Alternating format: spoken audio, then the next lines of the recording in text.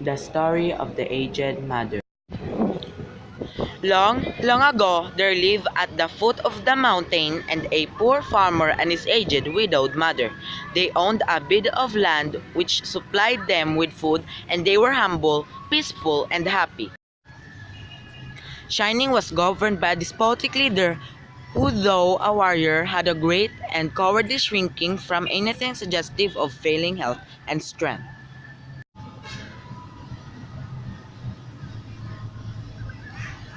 This caused him to send out a cruel proclamation.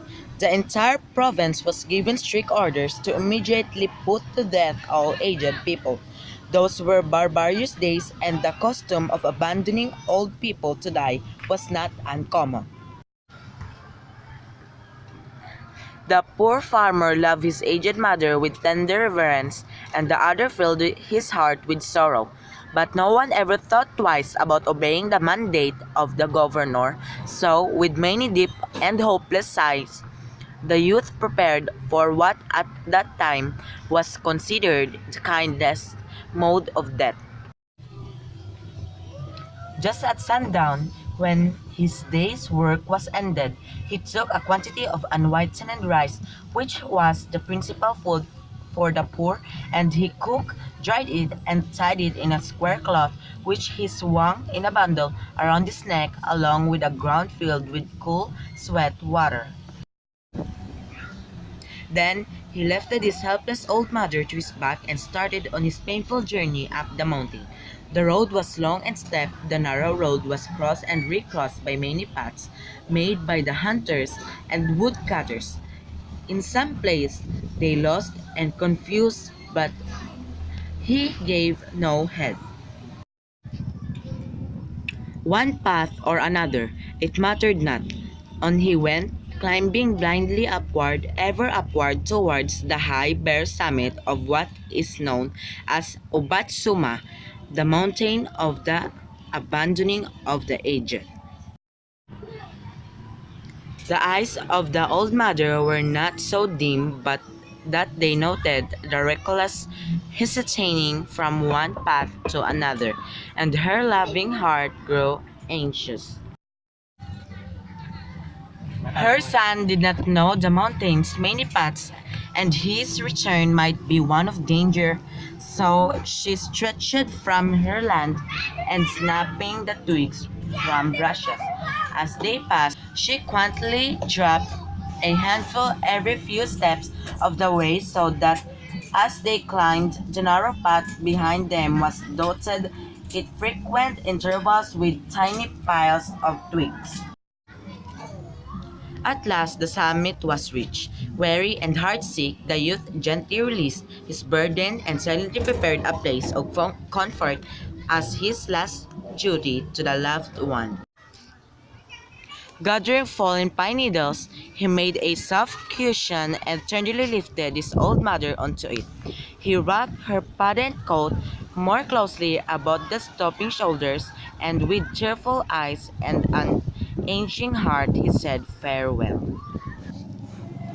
The trembling mother's voice was full of unselfish love as she gave her last injunction. "Let not thine eyes be so blinded, my son," she said. "The mountain road is full of danger.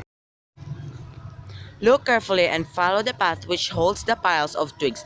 They will guide you to the familiar path farther down." The son's surprised eyes looked back over the path, then at the poor old shriveled hands all scratched and soiled by their work of love. His heart broke within a bowing to the ground. He cried aloud, "Oh, noble mother, your kindness breaks my heart. I will not leave you.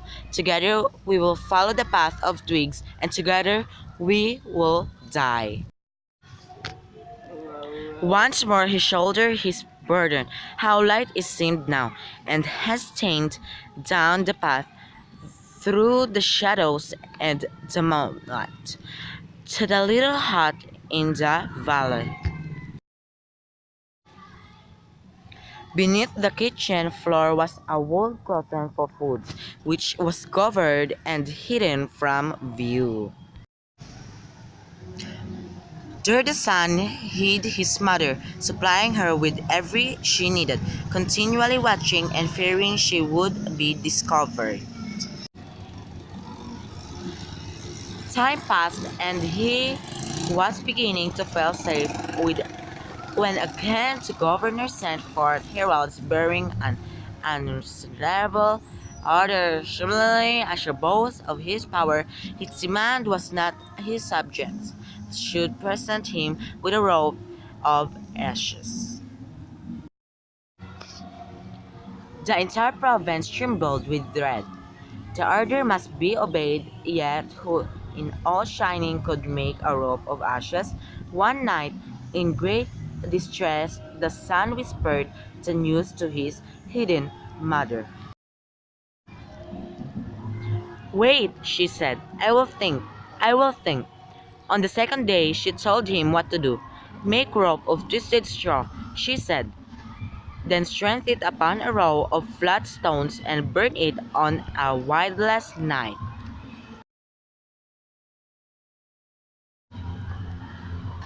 He called the people together and did as she said, and when the blaze died down, there upon the stones, with every twist and fiber showing perfectly, lay a rope of ashes.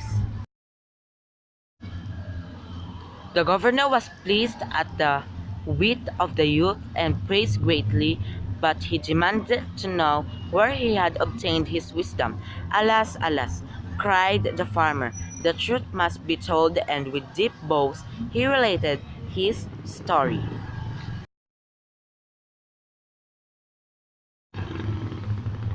The governor listened and then meditated in silence. Finally, he lifted his head. Shining needs more than strength of youth, he said gravely. Ah, that I should have forgotten the well-known saying. With the crown of snow, the comet wisdom. That very hour, the cruel law was abolished, and custom drifted into as far a past that only legends remain.